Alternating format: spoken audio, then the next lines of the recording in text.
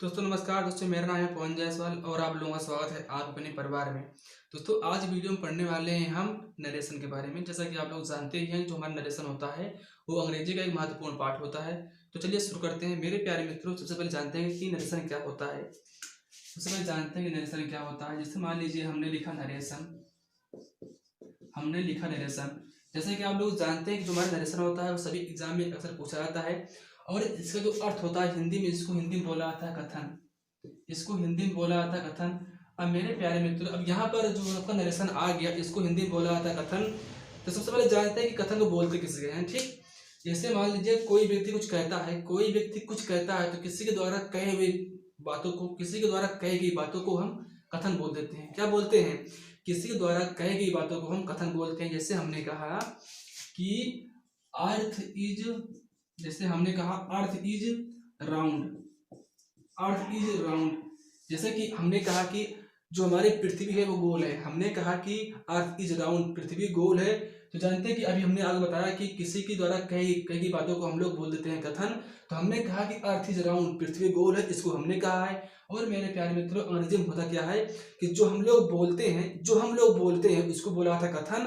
और हम लोग, चूंकि हम लोग पढ़ रहे हैं नरेशन, तो इसमें क्या होता है, इसमें कही गई बातों को दो कामा के अंदर रख देते हैं। क्या रख देते हैं? किसी के द्वारा कही गई बातों को हम दो कामा के अंदर रखते हैं, उसको बोलते हैं इन्वर्टेड कामा। क्या बोलते हैं? Inverted comma. मतलब कि किसी के द्वारा कही गई बातों को हम दो कामा के अंदर बंद कर देते हैं, इसको हम लोग बोल देते हैं, जो कामा लगा है इसको बोलते हैं इन्वर्टेड कामा बोलते हैं। ठीक, अब देखिए, अब इस पोर्शन को क्या बोलते हैं? इस पोर्शन को बोलते हैं रिपोर्टेड स्पीच। क्या बोलते हैं? इस पोर्शन को बोलते हैं रिपोर्टेड स्पीच। मतलब कि जो हम लोग अंग्रेजी बोलते हैं, अंग्रेजी में किसी के द्वारा कही गई बातों को हम लोग बोल देते हैं रिपोर्टेड स्पीच की। मतलब वो स्पीच दे रहा, भाषण दे रहा, मतलब वो कुछ कह रहा है ना। तो मेरे प्यारे मित्रों, अब देखिए, अब चूंकि नरेशन है तो इसमें मतलब इसको पढ़ने के लिए इसमें दो व्यक्तियों को होना बहुत अनिवार्य है। इसमें दो व्यक्ति मतलब अवश्य आएंगे ना। अब देखिए, इसमें होता क्या है कि जो व्यक्ति इस बात को बोल रहा है उसको हम इसके बगल लिख देते हैं। मान लीजिए हमने कहा कि अर्थ इज राउंड, पृथ्वी गोल है, तो मान लीजिए हमने कहा ना, तो इसका हो जाएगा आई सेड। क्यों? क्योंकि मैंने कहा है। आई मीन्स मैं, सेड मीन्स कहा, मैंने कहा अर्थ इज राउंड। अब देखिए, जो मैंने कहा उसको हम कामा के अंदर बंद कर देंगे, और मैंने कहा इसलिए यहाँ पर आई सेड लिखा, और इसको लगा देंगे कामा के अंदर। ठीक, इसको हमने लगा दिया कामा के अंदर क्योंकि हमने इसको कहा। अब देखिए, इसको इस पोर्शन में बोल देते हैं हम रिपोर्टिंग वर्ब। क्या बोलते हैं? रिपोर्टिंग वर्ब बोल देते हैं। रिपोर्टिंग वर्ब बोल देते हैं। क्यों भाई? हमने अभी आपसे कहा कि आप जो नरेशन होता है इसमें किसी के द्वारा कही गई बातें होती है ना। और यहाँ पे इस बात को हमने, इस मान लीजिए हमने कहा कि अर्थ राउंड, मतलब कि हमने बोला पृथ्वी गोल है, और इसको हमने बोला आई सेड। तो जो हमने कहा इसको हमने कह दिया कि रिपोर्टेड स्पीच। और यहाँ पर मैंने कहा, चूंकि मैंने कहा, यहाँ पर हो गया रिपोर्टिंग वर्ब। क्या हो गया? मैंने कहा आई सेड। दोस्तों हम लोग एक प्रकार से नरेशन को चुगली करने वाला टॉपिक बोल सकते हैं। क्यों? क्योंकि देखिए, इसमें क्या होता है, इसमें दो व्यक्ति होते हैं, और पहला व्यक्ति दूसरे व्यक्ति से कोई बात बोलता है, और वो दूसरा व्यक्ति जाकर तीसरे व्यक्ति से कोई बात बोल देता है। जैसे मान लीजिए आपके सामने हमने कहा कि एक व्यक्ति है, पहले व्यक्ति का नाम है राम, और दूसरे व्यक्ति का नाम है श्याम। ठीक, और एक व्यक्ति और है, इसका नाम है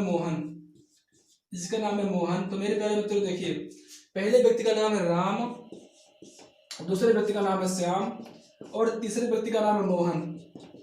दोस्तों होता क्या है कि जो राम श्याम है ये दोनों विद्यार्थी हैं, और जो मोहन तीसरा व्यक्ति है वो अध्यापक है। क्या है? अध्यापक है। और प्यारे मित्रों, जो राम और श्याम है वो दोनों विद्यार्थी हैं, जो डेली साथ में स्कूल जाते हैं। तो होता है क्या कि एक दिन राम को बुखार आ जाता है, और राम श्याम से बोलता है कि श्याम आज मैं स्कूल नहीं जाऊंगा क्योंकि मुझे बुखार है।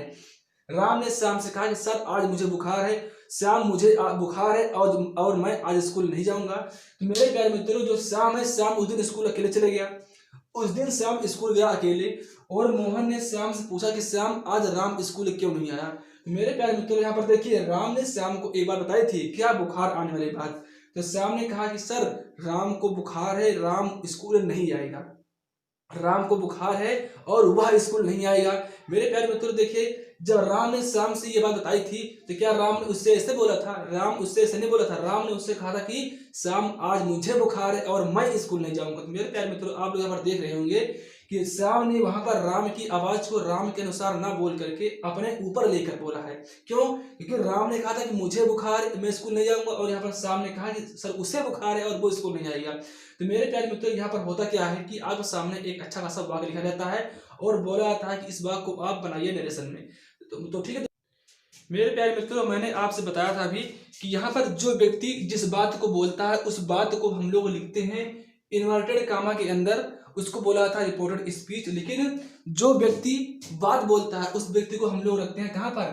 कॉमा के अंदर रखते हैं, और इसको हम लोग बोलते हैं रिपोर्टिंग वर्ब। क्या बोलते हैं? इसको हम लोग बोलते हैं रिपोर्टिंग वर्ब, जैसा कि हमने अभी आपसे बताया था कुछ देर पहले। अब मेरे प्यारे मित्रों, आपसे प्रश्न पूछा जाएगा इससे कि जो नरेशन दिया गया है, और सबसे बड़ी बात जो पूरा वाक्य है, जो ये पूरा वाक्य है, इसको बोला जाता है डायरेक्ट नरेशन। क्या बोला जाता है? डायरेक्ट नरेशन बोला था। इसका मतलब क्या हुआ कि जो व्यक्ति उससे बोला था वो उससे डायरेक्ट बोला था ना। अब पेपर में पूछा जाएगा कि दिए गए डायरेक्ट नरेशन को आप लोग इनडायरेक्ट में बदलिए। तो मेरे प्यारे मित्रों, आपसे ये बात बोल दें कि जो आपका नरेशन होता है, जैसे कि आप लोग जानते भी हैं कि आपके पास 5 सेंटेंस होते हैं। पहला होता है असर्टिव, इंट्रोगेटिव, इंपरेटिव, एक्सक्लेमेटिव और ऑब्जेक्टिव। आपके पूरे जो टेंस होते हैं 12 टेंस आप लोग 5 सेंटेंस में पढ़े होंगे। उसी प्रकार से आप लोग वॉइस भी पढ़ते हैं 5 सेंटेंस में। जिस प्रकार से आप टेंस और सेंटेंस को 5 जिस प्रकार आप टेंस और वॉइस को 5 सेंटेंस में पढ़ते हैं, उसी प्रकार आपको नरेशन भी 5 सेंटेंस में पढ़ना होगा। सबसे पहले पढ़ेंगे असर्टिव सेंटेंस ना। दोस्तों, सबसे पहले जान लेते हैं कि डायरेक्ट से इनडायरेक्ट बनाने के नियम क्या होते हैं।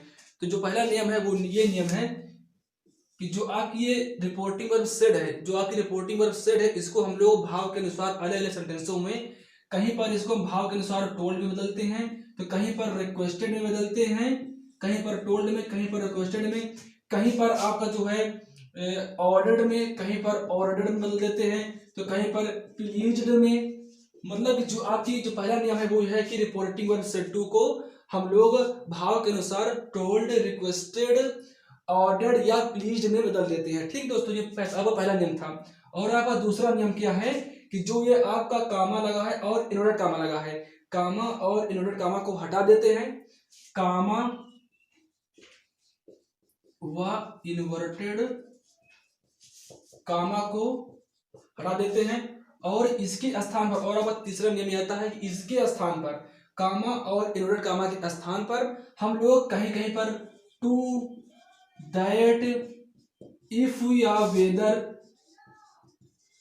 टू कहीं पर टू प्रयोग करते हैं, कहीं पर दैट प्रयोग करते हैं, कहीं इफ लगाते हैं, कहीं वेदर लगाते हैं, तो कहीं पर क्वेश्चन वर्ड भी लगा देते हैं, कहीं पर क्वेश्चन वर्ड लगा देते हैं। ये आपका तीसरा नियम हुआ।